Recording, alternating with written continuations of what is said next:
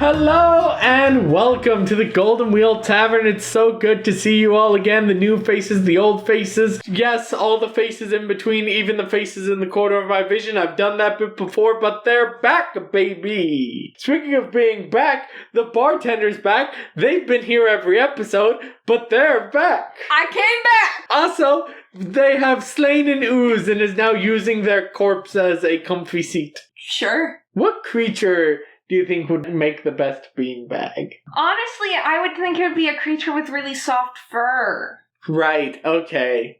Because I presume you're taking all the innards out and stuffing it with beans. There's not really a creature that just kind of blobs around that has a non-permeable exterior. Yeah.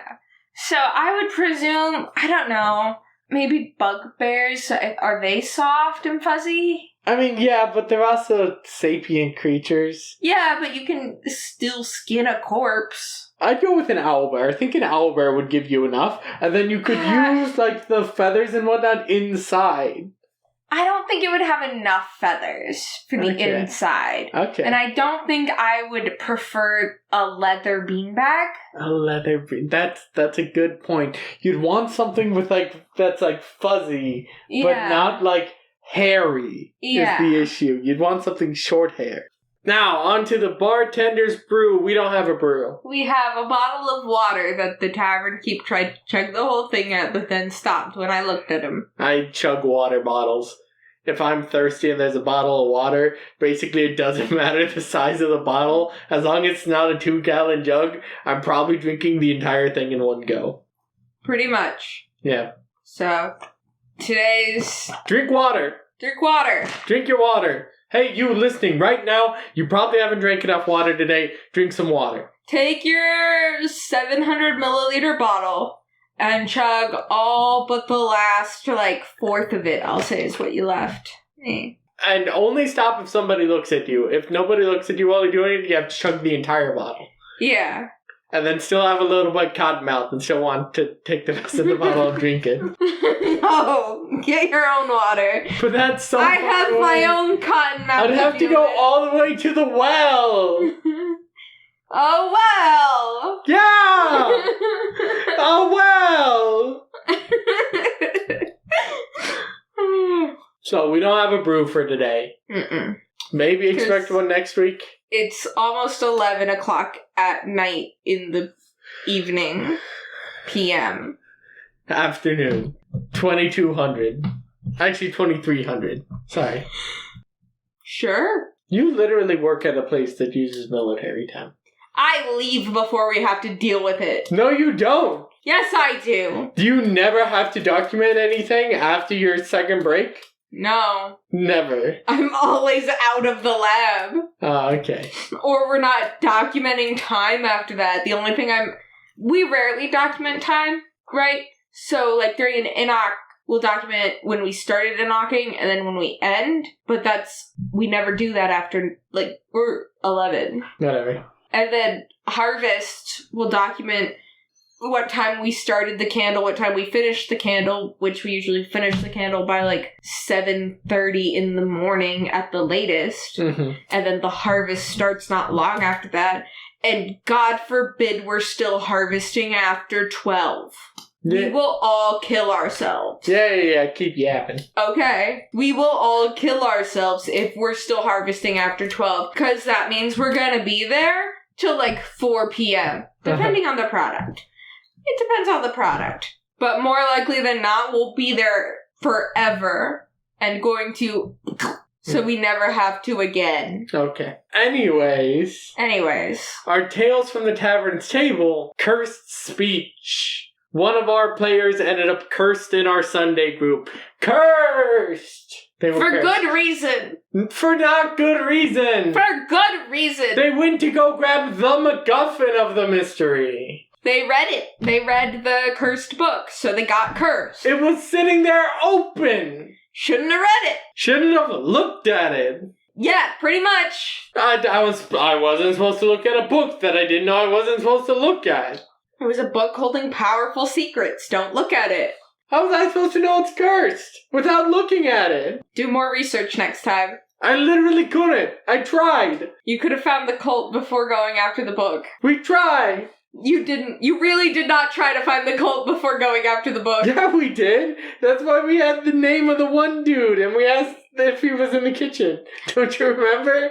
You tried to find the guy who was excommunicated from the cult. Right. Because your mission was to just find the guy who was excommunicated from the cult. Which, note, you never found the guy who was excommunicated from the cult. No.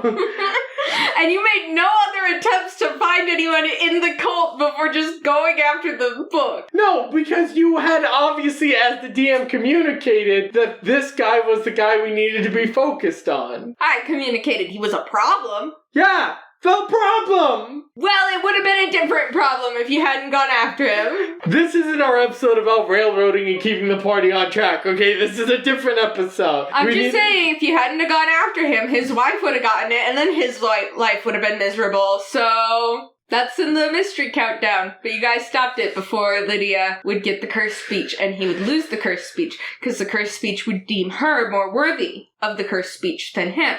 And then she would use it to hurt him, and gain power and stuff. Anyways, Matthew got cursed. I got cursed, which what the curse did was basically make Matthew, who relies almost entirely on the use magic ability. Almost entirely. Sometimes I use my other abilities. He relies entirely on the use magic ability. Sometimes. He never rolls anything that's not use magic. You're wrong. Yeah? Sometimes I roll stuff that's just plus weird. My rolls are not use magic, they're plus weird. They're still magic.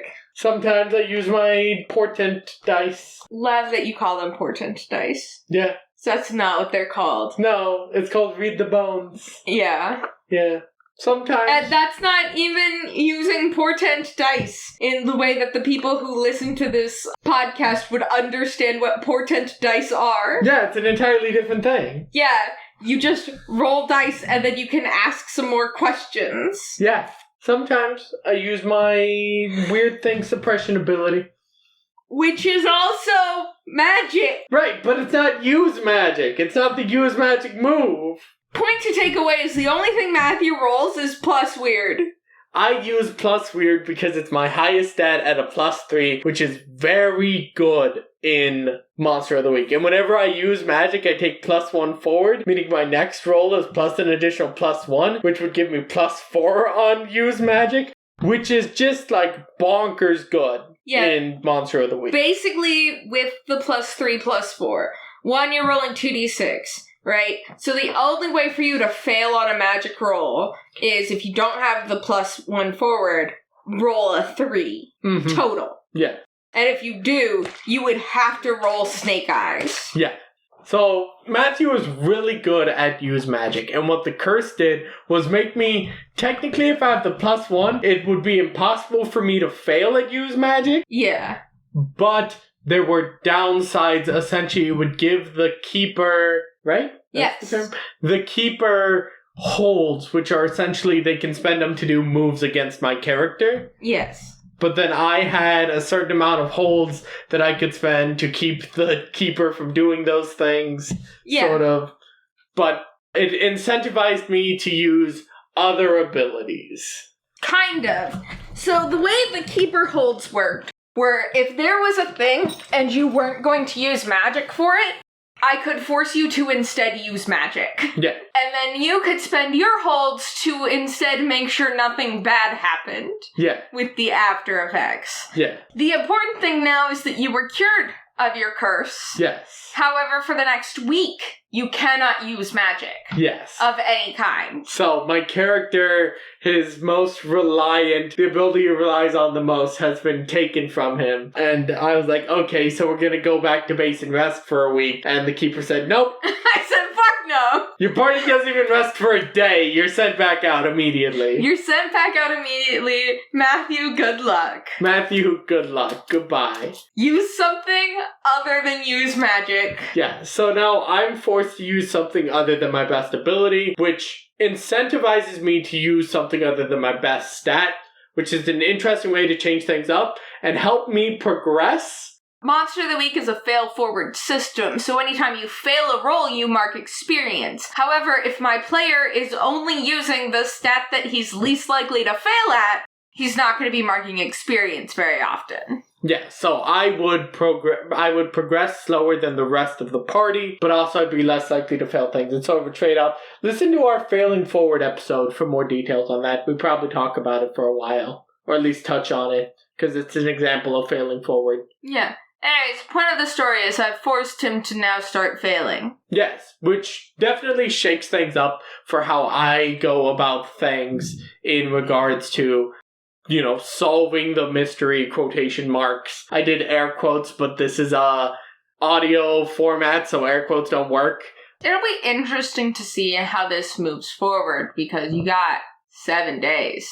I've got 7 days. But I assume you're not going to have us, every time we come back to base, be sent out the exact same day. No, I intend for this mission to take longer than 7 days. Oh, okay. You guys have to find at least 3 different thingies right now. I'll be honest with you, I don't remember what the current mission is. The current mission is Wondertainment is producing... Yep. Yeah. Yep, nope, I got you now. Yeah, they have quite a few magic items that they have to track down to keep out of the hands of normal people. So the mission should take longer than 7 days. Mm-hmm. Which is where it's going to be interesting for Matthew. Yeah, see if I immediately turn back to relying fully on magic. Because if he uses magic at all, he becomes cursed again. Yeah. As long as it's within those 7 days. And I don't know the uncursing ritual. Well, I've seen the uncursing ritual. But that would probably be like big magic, and I would need help. It's big magic. You would need at least the entire cult amount's worth of people, plus the magical items they used in the ritual. Yeah. So. It'd be a whole thing. Yeah. And I didn't take the expert thing to just have the stuff for big magic. That's one of the expert haven. Anyways, incentivizes me to use a stat other than my best stat, which is a way to shake things up. I think that is an interesting way to shake things up that GMs could use every now and again. Just force players to use a stat they're not best at if they've sort of turned themselves into a one-trick pony. If things seem like they're getting repetitive, which you have to admit with Matthew they kind of were. Yeah. Shake it up. Shake it up. And I'm not saying go watch the terrible Disney movie? TV show. Disney TV show, Shake It Up. Yeah. I mean, it's okay. It's what you would expect from Disney during that time period. A lot of dancing. The dancing's pretty okay. Right. Zendaya's in it. I don't remember the name of the redhead who was the actual main character, but Zendaya's there. Zendaya's there. Not gonna go down that rabbit hole right now, because we need to move on to an important topic. We would appreciate it, of course, if you could, follow us, like us, share us on all the social medias. That is what you can do that'll help us the most in any regard. Seriously, promoting the podcast, spreading the word of the podcast is the best way to help us. I know in the past we've talked about Patreon. Set that aside for now. If you've listened to our last episode, you know that right now we would prefer if you took any money you would put into a Patreon and instead gave it to a family in need in Palestine, or really any sort of charitable thing. Right now, Palestinian families are in need of aid, so we prefer that. But, at least donate to your charity of choice. Right now, what's important if you want to support the podcast is word of mouth, spreading the social medias, that kind of stuff, interaction in some way, because growing the podcast right now is more important than showing your support monetarily, because that's not going to change our lifestyle. But spreading the word of the podcast will change the amount of viewership, which is what's important. So if you could follow us on social medias, basically all the important ones that matter at all. So Twitter, Tumblr, Mastodon, Dice.camp instance, Blue Sky. Those are the 4 main ones that we have that we post on. If we get enough followers, I'll try and convince the Tavernkeep to post a picture of one of our Displacer Beasts. If we have enough people, maybe we'll create an Instagram and just put Displacer Beast photos. I will make the Displacer Beasts tiny wizard hats and take photos of them. Also, TikTok. We do have a TikTok. We haven't posted on it in a while.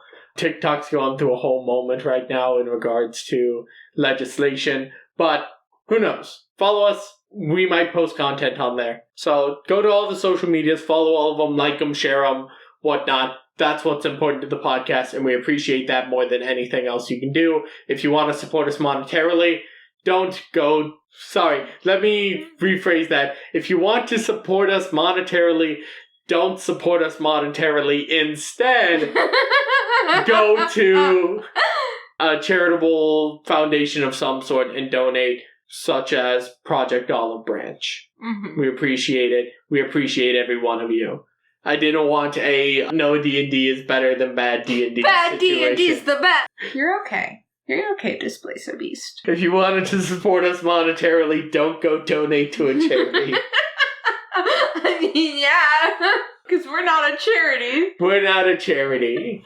Anyways, on to the next section. The tavern's talking topic for today, which is something that I loathe beyond all other things. Because you hate fun. I despise this and all fun immeasurable. Yeah, we're talking about homebrew. We're talking about homebrew, baby. Which, as you might find out through the course of this episode, I don't actually hate all that much. So, what is homebrew? Are you asking me or our audience? That depends. Do you want to answer? That depends. Let me ask our audience really quick. Audience, do you want to answer?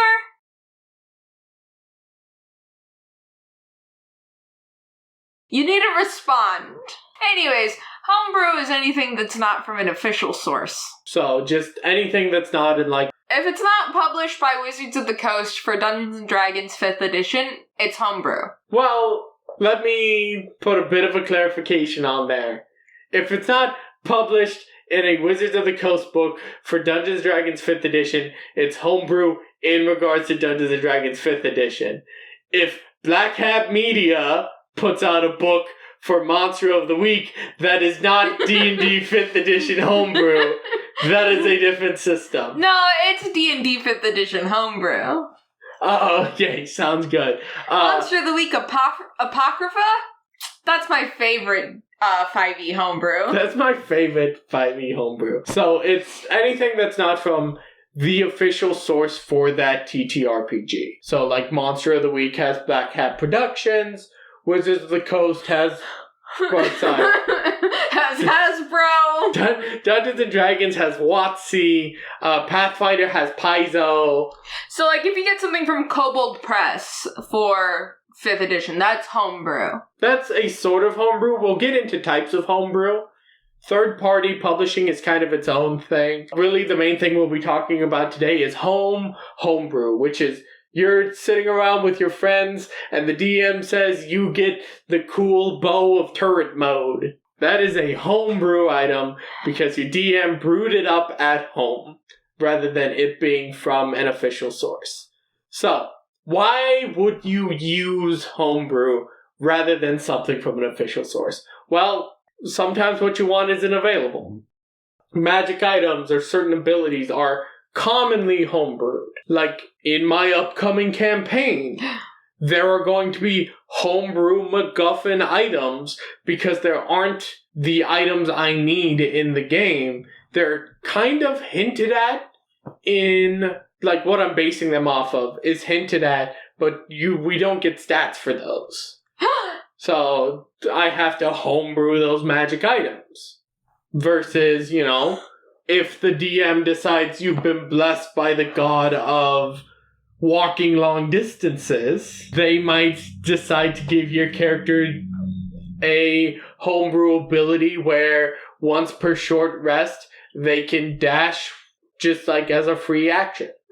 Sorry. I'm kind of far away from the mic this episode, guys. So if they sound distant and echoey, that's why. If I sound distant, it's because emotionally I am. So... why else would you want to do homebrew? Because you don't want to use an official setting. And why would we want to use an official setting? Because maybe Faerun isn't the best place for your campaign to take place. True. Faerun has a lot of established lore, has a lot of established places and people, and And maybe you have world builder's disease. Maybe you have world builder's disease. Maybe you were inspired by a certain podcast and you decided you wanted to make your own version of Wildmount.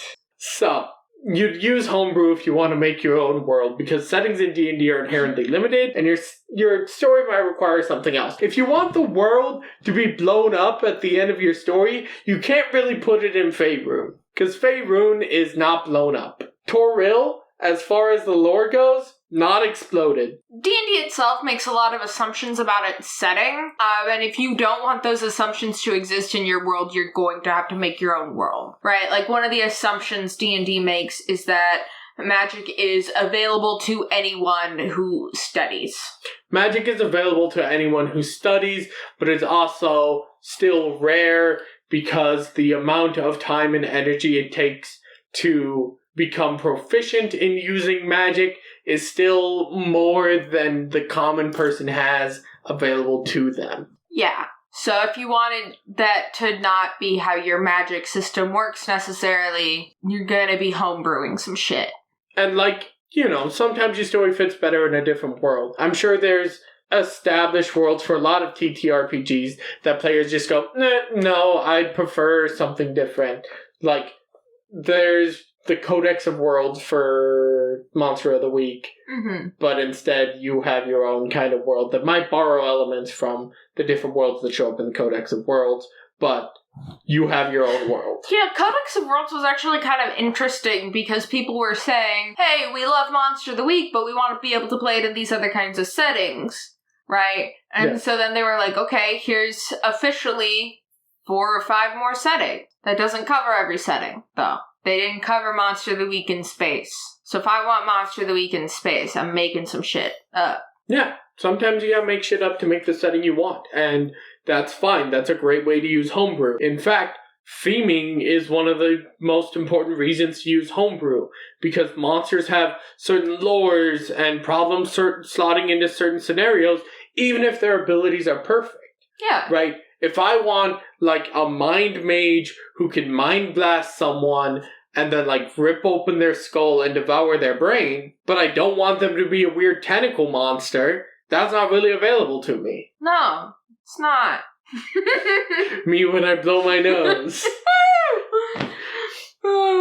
This is great exposure therapy for our Displacer Beast. Yeah. She is trapped in a room with us, and we're occasionally yelling. She's so happy, though. Anyways. So, theming, yeah. Yeah. I don't remember what I was going to say. I was going to say something, and I'm sure it was very poignant and meaningful and so intelligent. As always. As always, but I don't remember what the fuck it was. So, sorry, I was hoping if looking at it might jog my memory a little bit. Oh, okay. Theming can help you fit the monsters or abilities you want. So homebrewing and changing stuff up lets you take abilities or monsters that you think would be perfect and put them into a theme that they're not made for by squishing them and stretching them until they fit. Oh yeah, it also helps with working your players' backstories into the world itself. Like, if I have a player that comes up and says that they want a monster kind of that's a big mind mage, but not tentacled, to be in their backstory and deeply devastating to them, I have to work together to homebrew something. Yeah, homebrewing is a good way to create what you need to fit the theme you want, but there are ways to go about it. Yeah, there's a few different types of homebrewing. The broad categories I would put homebrew in are reskins, slice and dice, editing, rules change, and whole cloth. So we have talked about reskinning before. Yes. That was during our modern settings episode where we discussed D&D in a modern setting. And basically our number one thing was reskin. Reskin, reskin. Reskinning is you take a thing, call it another thing. A rose by any other name, baby. Would still smell like shit. You don't like the smell of roses? Do you not know about that joke? So, Shakespeare, obviously, he wrote, a rose by any other name would smell as sweet. Yeah. Which, sure, something nice and romantic in the story was also a dig at another theater company. There was another theater company, which was his direct competition, called The Rose. And they were by, like, a sewer area, so it smelled like shit over by their, like, theater. Okay. Reskinning. Take the thing, call it another thing, change the type, move on. Super useful. Like, unbelievably useful. We will circle back to how useful it is. It's great for making something fit the lore. When earlier I said theming, and I basically said, hey, take a mind flayer, turn it into a mind mage, that would be reskinning. That'd be changing type from aberration to human, changing the flavor on its, like, skull crack ability. Like, instead it's just, like, it has, like, an ice pick in the other hand, sort of thing.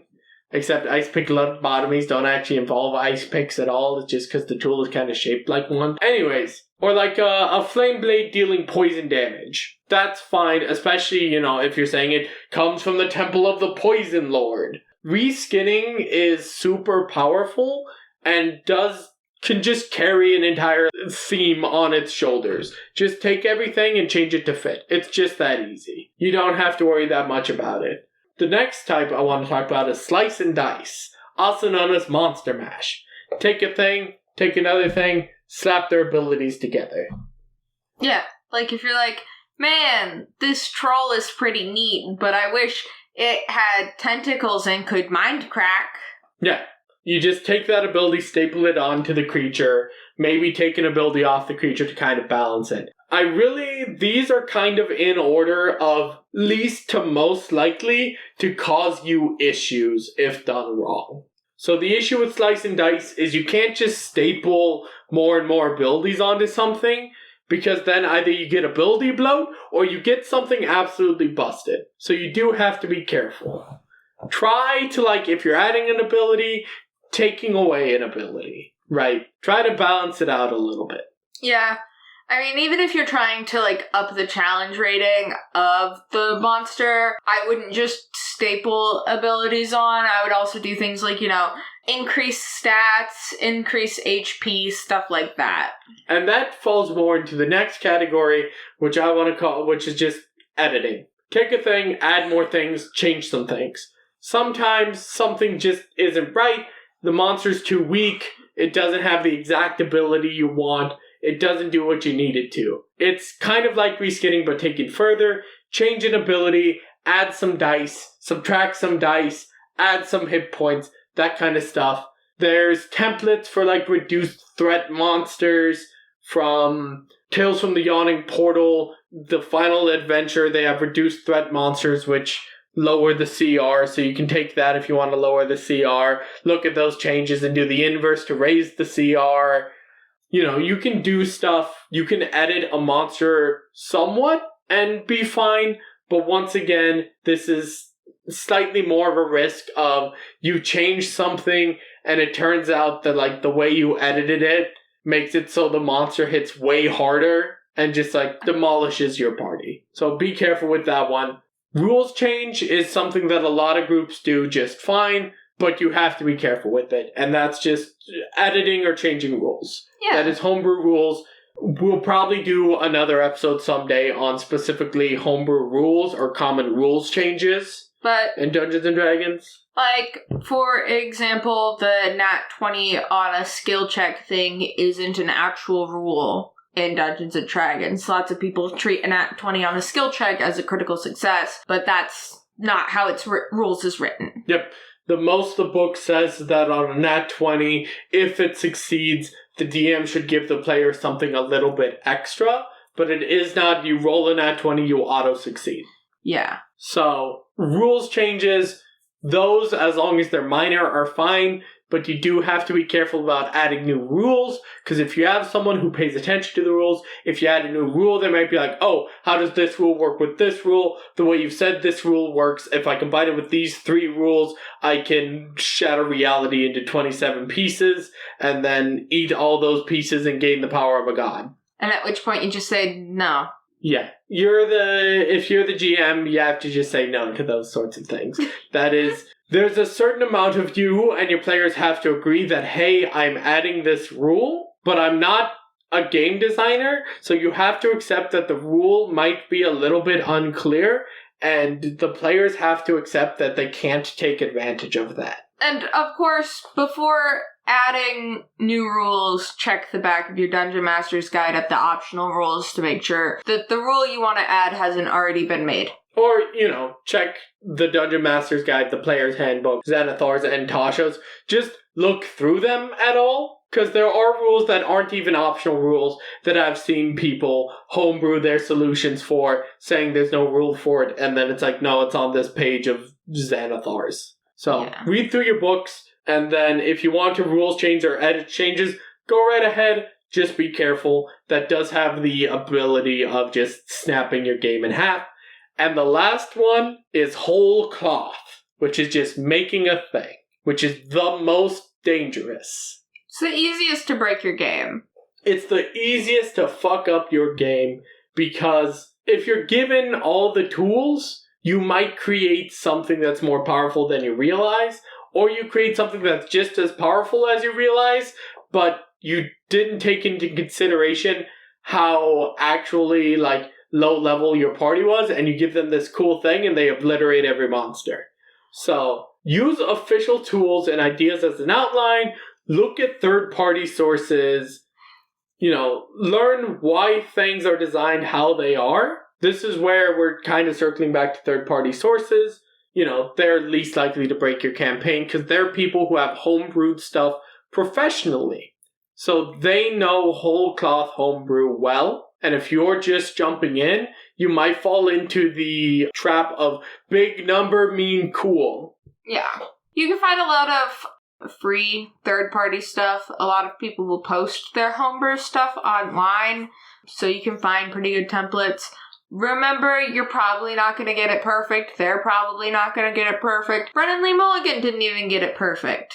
So, no one is Brennan Lee Mulligan. You certainly aren't. You are your own person. Well, Brennan Lee Mulligan is Brennan Lee Mulligan. I'm not entirely sure about that. Oh, okay. I need some proof before I can, No, I don't, but go off, I guess. When we talk about whole cloth, I just think one of the fantasy I don't know if it was freshman year or junior year. I'm pretty sure it's freshman, but I could be wrong. Where Brennan's just like, wait, did you just use the item I made for you to fuck me? Uh-huh. Because the player found some kind of loophole in the rules or something. Yeah.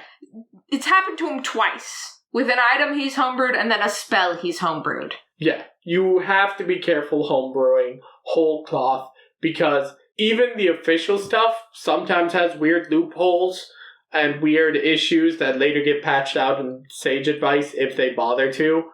Just be careful if you're giving immunity through homebrew. Be careful giving immunity. Be careful giving, free action economy advantage.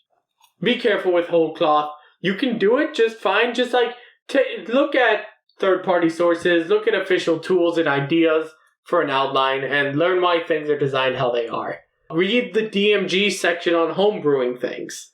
There's an entire section in the DMG on how to make things. So read that section. Now, something I do want to note as an important homebrew tip. Power is not coolness. Those are two separate things. I need to say that, because it's important to understand. The slashing, raging, poisoning, stabbing, killing glade of total annihilation of Dwendolin. I always go with Dwendolin. That's always my, made-up fantasy name. Interesting. Yeah. I guess I'll know if you're bullshitting up a made-up fantasy place. Yeah, if I just say Dwendolin. Yeah, if I say, of Dwendolin, that's going to be made up on the spot. Slashing, raging, poisoning, stabbing, killing glaive of annihilation might sound cool. That doesn't mean it is. Okay? If you give your players an item that one-shot kills everything, yeah, they might have fun for a while, because power fantasies can be fun, but they can also get dull. Right? A balanced item or ability can be more fun with certain groups because that'll give the players more options, but not necessarily a whole bunch more power. If you give them something that one-shots things, you should make it cursed so that it slowly corrupts them and then that using it works against them in some kind of way. Yeah, give them a downside. That's fun. That makes it cool. Raw power, though, is not necessarily coolness. It's just, I have this overpowered item now. I'm gonna just, like, have it in my bag till the final fight and then blast something to death in a single round. And last but not least, I want to give this final tip. Reskinning is extremely powerful, okay? Like, seriously, reskin something. Do it right, and your players will never know, and you'll have perfect stuff for the themes you want. Just reskin something, right? You're like, oh, I need a weird dog-looking creature, but it has to be able to, I don't know, teleport. Okay, take a boggle and make it a dog creature. You're done. Move on with your day. Editing Tavernkeep to point out the creature I described is a blink dog. You idiot. It's a blink dog. There's already a weird dog-like creature that can teleport. You idiot. My point still stands though. Reskin stuff, it's super useful. Like, reskinning is super powerful. Use it more often. You don't reskin enough. Reskin more things. Yeah, reskinning is great, especially if you have someone who just knows all the monsters in the monster manual, and the minute you start describing something or have an ability, they're immediately like, oh, this is a fire newt. Or, oh, this is a very specific demon. Reskinning is great to deal with stuff like that, because then they're like, oh, what is this? What is this? That stuff's not lining up. It also lets you take things that are off theme and put them on theme. Like, let's say for some reason you're playing, like, I don't know, Monster of the Week, and you want a specific monster, but it doesn't fit the haunt you want. So you just, like, change its theming. Man, I recently homebrewed an entire peasant funnel for Monster of the Week, and I didn't even get to run it. Yeah. Everything got canceled. Yeah. Our Saturday group, I bragged about them last episode. Hubris. We could skip to the Monster Minute. The episode is kind of long today. Okay, let's move on to the Quiz Bowl. Will you pass me the stack of cards over in the corner there? Sure. Quiz Bowl.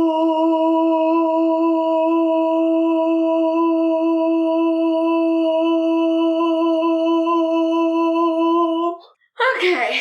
Which gem is among the material components required to cast the necromantic spell Create Undead? Which gem? Amber. Incorrect. Pearl? Incorrect. Okay. Black onyx. A separate onyx gem is required for each corpse. Really? I didn't know that. No idea. Interesting. Yeah. I'm just seeing if it's a true gemstone. It might not be a true gemstone. This is one of your, like, true bug things.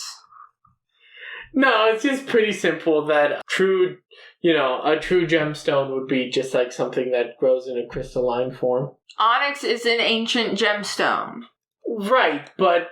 As an ornamental gemstone for carving since antiquity. But is it a crystal, right? That's the question. I don't think it's crystal. Black onyx can be similar to black diamond.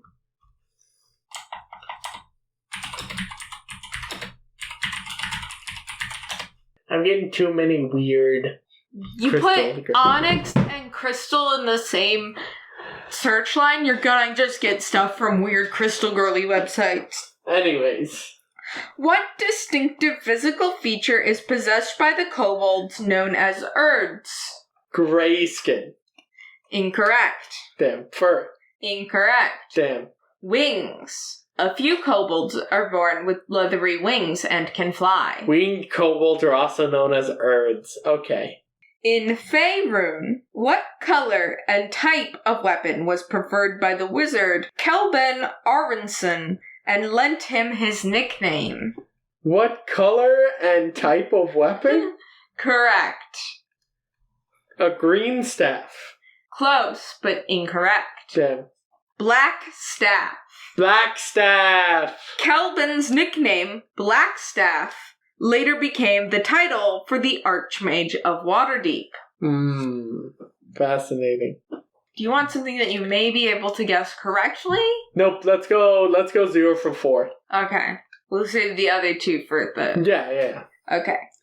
Which popular new board game was blamed by TSR for lower D&D sales in 1983 and 1984? Dungeon! Exclamation point. No. Monopoly. No. No, what was it? Trivial Pursuit. Really? Yeah. Fuck you, Trivial Pursuit!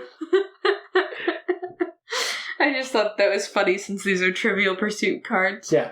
As always, thank you so much for listening. If you want to support us, once again, social medias are the way to do it. Spread the word. Tell people, interact with us on social media so the algorithm pushes it further.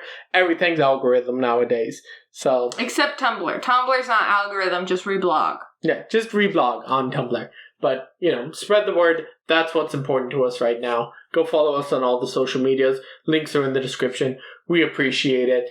Once again, don't bother with the Patreon. Go donate to a charity. If you want the Patreon cut, I guess you can subscribe to Patreon. There is a long intro and outro and a lot of side bits on this one. Otherwise, if you donate at least $10 or more to a Palestinian GoFundMe. You can find them through Project Olive Branch and send us proof of your donation. I will do my best to get you a YouTube link to an unlisted YouTube video of this podcast Patreon cut. So, because that's the deal we made last episode and it's the deal we'll make this episode. Yep. So, as always, appreciate every one of you. Follow us on the social medias. Do what you need to do. And as always, make sure to tip the barmaids.